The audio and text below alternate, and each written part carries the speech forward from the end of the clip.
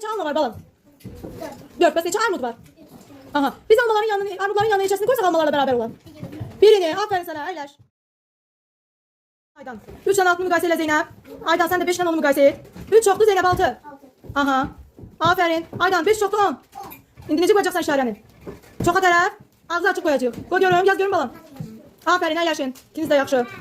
Buyur Ofeliya 9 tane 6'nı müqayisə et. Ana xanım sen de 5 tane 7'ni müqayisə et. Ofeliya 9 çoxdur 6. 9 çoxdur 6. 9. İndi necə qoyacaqsan işarəni? Çoxa tərəf. Ağzı açıq qoyacaqsan. Buyur. Ana xanım 5 çoxdur 7. 5 çoxdur. Necə olur 5 7'dən çox olur ana xanım? Sen 5 konfetin olsa çok olur yoksa 7. Kızım 5 7'den azdır. Necə çox ola bilər? Ne danışırsan sen? 5 bu ise 7. Hansı çok olur? 7. İndi ağzını hansı tərəfə qoyacaqsan? Çoxa tərəf. Ofeliya buyur. Çox hansı oldu səndə kızım? 9 yoksa 6.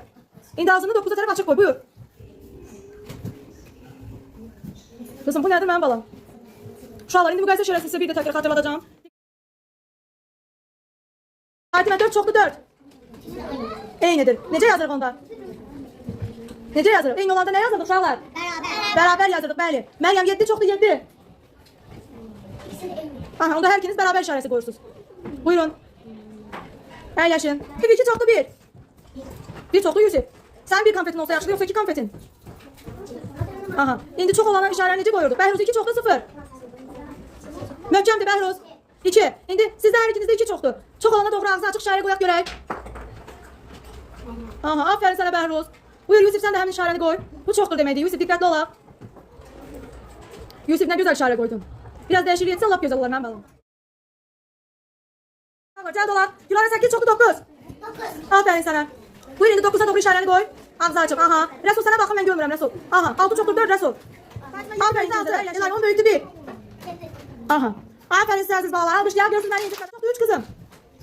5. İndi işarəni necə qoyacaqsan? Sen 9 çoxdur 7. Aferin Hüseyin sana. Yok Aydan sert çekin kızım. Çoxa tərəf qoyacaqsan ağzını. Çoxa tərəf. Sil düzelt ağlı balam. Hüseyin almış ya.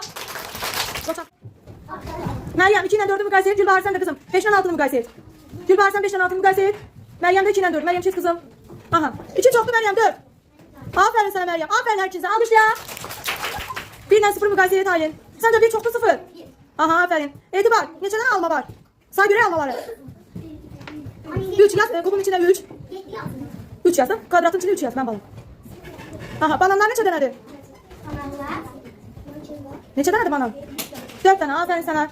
İndi de görmene 3 çoktu 4. Aferin hepsini almış ya. Buyurun. 2 üstü 2 neçə eləyir? Ay Hüseyin. 2 üstü 2 neçə eləyir? Gülar 20